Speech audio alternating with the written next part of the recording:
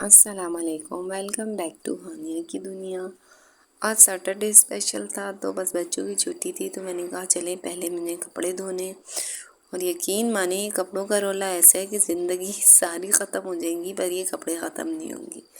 मैंने सुबह नाश्ते से पहले ही मैंने कहा चलें कि मैंने पहले ये कपड़े धो लेने। और यकीन माने कि इनमें तो इतनी बरकत है कि मैं कहती हूँ एक बर्तन और एक कपड़े कभी नहीं मुकने, चाहे हम खुद मुक जाए पर कपड़े फिर भी चलते रहने। चलें बस मैंने इनको लगा दिया और मैंने कहा साथ साथ ये कपड़े भी मेरे धुलते रहे और बच्चों को भी देखती रहूँ। बस रात काफ़ी ये था कि रात से था कि आप वीक वीक पे कपड़े धोती हूँ तो काफ़ी मुश्किल होता है। हानिया ने नाश्ता नहीं किया था तो मैंने कहा चलें, कल मेरी बिरयानी काफ़ी बच गई थी तो मैंने ओवन में वो भी गर्म कर ली और साथ में मीठा भी था। ये एक मज़ा होता है जो रात के चावल होते हैं दिन में खाना बड़े वसूल कर लेते हैं आप लोग। साथ साथ मेरा चक्कर फिर निकल गया था, मैंने कहा चलिए उसको भी देखती रहूँ क्योंकि यही होता है कि साथ साथ जितने काम मैनेज हो जाए ना तो जान छूट जाती है। चलें ये कपड़े भी मैंने कहा साथ साथ धोती रहूँ तो जल्दी से मेरे कपड़े ख़त्म हो जाए। और कपड़े तो कम, मुझे ऐसे लगा था मैं धोबी की दुकान पे खड़ी हूँ। जैसे जैसे ही सूखते गए तो मुझे सुकून मिलता गया कि चलो शुक्र है कुछ ना कुछ तो कमी होती गई। चलें आप, काफ़ी लोग कहते हैं कि भाई मासियाँ धो लेती हैं जान छूटती है, पर मैं कहती हूँ क्या जान छूटनी। बस बच्चों के चावल गर्म हो गए थे तो हिस्से से सबकी प्लेट्स बना दी और मोहम्मद का हिस्सा तो सबसे पहले बनता है क्योंकि वो खाए ना खाए पर उसे ये होता है कि मेरी प्लेट भर दो, उसके बाद में भले ज़ाया करता फिर। हानिया की ज़्यादा ज़िद थी, हानिया के पेट में भी दर्द था कल रात से, लेकिन उसने कहा नहीं मुझे मेरे खाना दे दो, मैंने बिरयानी खानी। चलें इस बहाने फिर हमें भी मूड हो गया कि हम भी थोड़ा थोड़ा ट्राई कर लें। सब बच्चों को मैंने उसके हिसाब किताब से उनको बिरयानी दे दी। साथ ही साथ मेरे कपड़े भी धुलते जा रहे थे। आज तो मेरा टारगेट था कि मैंने सारे कपड़े मुका लेने, मतलब मुकाने के बाद उन्हें उनकी जगहों पे पहुंचा देना। और यकीन करें सैटरडे संडे पर ये टारगेट पूरा करना इम्पॉसिबल है, लेकिन मैंने इसको पॉसिबल बनाना था क्योंकि ये मेरी एफर्ट्स थी, मुझे ही करना था। चलें साथ साथ मैंने कहा इनको ये खाना ख़त्म करें। यकीन माने जब रात में बिरयानी बने और वो बच भी जाए तो कुछ अच्छा नहीं लगता, लेकिन दिन में वो वसूल हो जाती है तो आपको ऐसा लगता है कि आपकी सारी टेंशन ही ख़त्म हो गई। बस माशाल्लाह मेरे कपड़े भी ख़त्म हो चुके थे और साथ साथ मैंने कहा बच्चों की ड्रेस और इनके मियाँ जी के कुछ कपड़े भी प्रेस कर लूँ क्योंकि ये प्रेस हो जाते हैं तो मुझे ये लगता है कि मुझे 3-4 दिन तक सुकून है। सीरियसली कि जब आप इनको कुछ सुकून से अपनी जगहों पर लगा लेना तो आपको लगता है कि आपने तो भाई किला फतह कर लिया। और बस इसी तरह से मैंने जल्दी से कपड़े प्रेस कर लिए, तकरीबन 3-4 बच्चों के किए, ड्रेसेस वगैरह की और मियाँ जी के 3-4 ड्रेसेस कर लिए।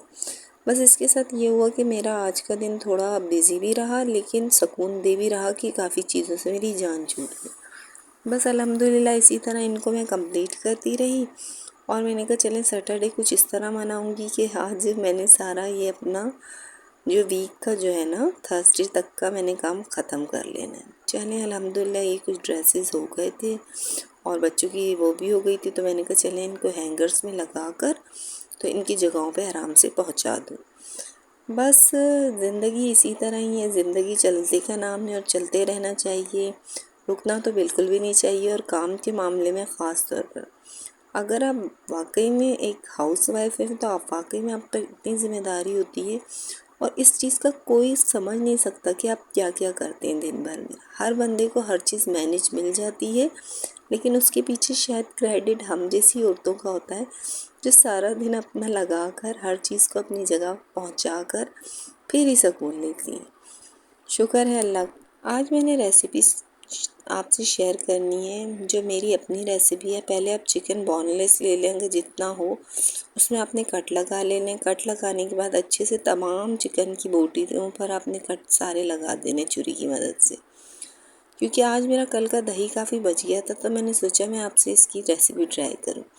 कट लगाने के बाद जो मेरा दही था, मतलब मेरे पास तकरीबन 1 कप जितना दही था, मैं पहले उसमें ये ऐड करूँगी और साथ ही मैंने इसमें क्या क्या मसाले ऐड करने मैं वो भी आपसे शेयर करती हूँ। ये बड़े मज़े का बनता है। ये दही मैंने इसमें ऐड कर लिया और साथ ही मैं इसमें तकरीबन घर के तमाम मसाले, हरी मिर्ची और ये पुदीना था, ये हरी मिर्ची इस तरह से मैंने कट लगा के इसमें डाल दी पर गोश्त जो मेरा था ना वो फ्रीज़र का था, तो इसी वजह से ही। और लहसुन भी मैं इसमें इस तरह से उसमें डालकर और पूरा ना चॉप करके डालूँगी।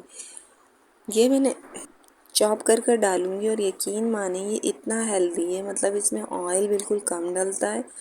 और आपकी मतलब अगर आप चाहते हैं कि आप डाइट कॉन्शियस हैं तो भी आप इसको आराम से बना सकते हैं और आराम से खा सकते हैं। लहसुन की क्वांटिटी मैंने थोड़ी ज़्यादा रखी है, क्योंकि लहसुन वैसे भी आपकी सेहत के लिए काफ़ी अच्छा होता है। चलें, इसी तरह मैं इसमें आधा प्याज, मतलब अगर एक भी डाल सकते हैं लेकिन मैं आधा ही डाल रही हूँ, वो भी मैंने इस तरह से इसको अच्छे से चॉप कर लिया। चॉप करने के बाद मैं इसमें ये ऐड करूँगी। ये मैंने इसमें ऐड कर लिया। अब मैं इसमें तकरीबन सारे मसाले जो है ना वो घर के, और ये नींबू भी था, मैंने इसमें नींबू भी इस तरह से कट कर लिया। तकरीबन आधा नींबू मैंने इसके अंदर डाला। और धनिया पाउडर, काली मिर्ची ज़्यादा डालनी है, कुटी हुई लाल मिर्ची डालनी है और पिसी हुई लाल मिर्ची, नमक हस्बे ज़रूरत, लेकिन मैं तो काफ़ी लाइट रखती हूँ, लेकिन आप आपकी मर्ज़ी आपने कितना डालना है। उसके बाद मैंने थोड़ा सा ऑयल लगाया, इस तरह से इसको अच्छे से मेल्ट कर लिया। और अब मैं जो है इस तरह से देखें कि इसके अंदर जो आपने मसाला लगाया वो अच्छे से, जैसे मैं इसको ओवन में रखूँगी तकरीबन 15 मिनट के लिए। साथ ही मैंने कहा मोहम्मद का दलिया बना दूँ, क्योंकि यकीन माने जब बच्चे का पेट भर जाता है तो आपको लगता है आपकी आधी ज़िंदगी आज़ाद हो गई। और मैं कोशिश करती हूँ कि मोहम्मद को हमारा खाना खाने से पहले ही खिला दूँ। आजकल उसकी तबीयत भी ठीक नहीं है, तो मैं इसी तरह उसको जल्दी से खाना खिला देती हूँ ताकि वो हमें खाना खाते हुए तंग ना करे। चलें, ऑलमोस्ट माशाल्लाह से इसका हो गया था और मैंने इसका खाना भी फिनिश करवाया और इसने तकरीबन अपना खाना फिनिश कर दिया अल्हम्दुलिल्लाह। इसी तरह से बस इसका खाना ख़त्म होने के बाद मुझे भी काफ़ी सुकून हो जाता है कि माशाल्लाह आज का दिन वसूल हो गया। चलें, इसका वो खाना ख़त्म और साथ ही में मैंने वहाँ से जो मैंने रखा था ओवन में वो मैं ले आई हूँ चिकन। 15 मिनट मैंने वहाँ रख कर मैंने इसको वैसे ही पैन में डाल दिया जैसे वो था। इसी तरह से मैंने आंच थोड़ी ज़्यादा खोल ली और इसी तरह से मैं इसको तेज़ आंच पर अच्छे से बना लूँगी। इस तरह से जब तक इसमें देखेंगे बबल्स बन गए, इसके बाद मैं इसको रख दूँगी।